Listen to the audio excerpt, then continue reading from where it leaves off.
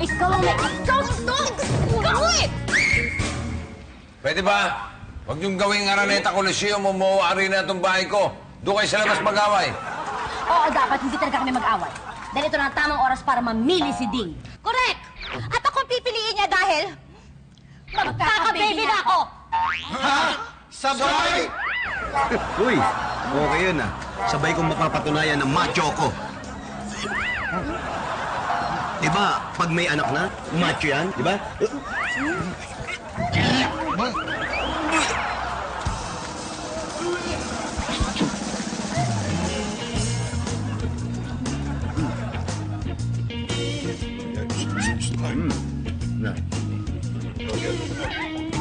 Bawal sa'yo yan. Huwag kang kakain yan eh. Bawal na. Ay, salamat. Tumihimik na rin ang bahay ko. Wala na yung mga istorbo. Oh. Anyari sa dalawang yan? Eh, di ba nga kumain ng mangga ni Ding? O di yan, tulog. Oo nga. May kasabihan na pag nangialam ka sa pagkain na naglilihi, eh aantukin ka. Ay. Bakit ako?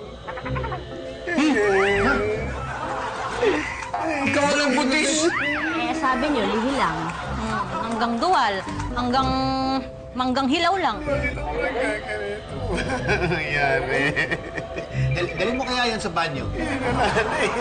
Masakit na nga eh. 50 na yung dinudumi ko. Wala pa rin eh.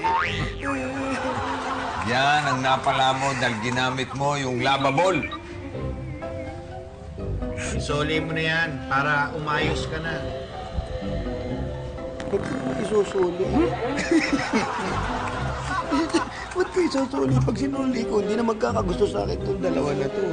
O pag nanganak ako, sino mag-aalaga sa akin? Bumbun at lahat nanlalamang pa rin. Mahirap manganak. Masakit. Di ba? As they say, when you give birth, yung isang paa mo nandun na sa hukay. Ganyan yun. Tapos, ang unang tama ng sakit sa iyo, dito. Yan. And then, ang sunod na tama, dito. Tapos, dito. Oh, ganyan. Sabi ko sa iyo eh, parang hindi ka na makahinga. Oo, hindi ka na makahinga pagkatapos your throat gets so dry. Masakit. Masakit talaga. Buti na lang, hindi talaga ako buntis. Ikaw rin, sister? Inimbento mo lang? Oo, no, kasi nga para makuha ko itong Ding na to, pero ayoko na. Ayoko na rin, oh. Ayaw nyo na? Kahit hawak ko itong lavable na to? Walang love kung may sakit. Mga nakamag-isa mo. Pues, kung ayaw nyo na, ayoko na rin sa'yo.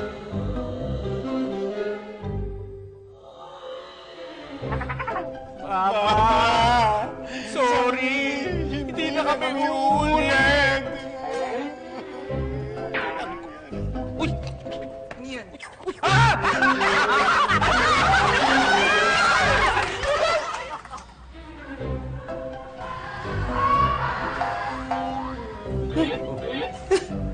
Wala na! Hindi na ako bombo! Hindi na ako bombo!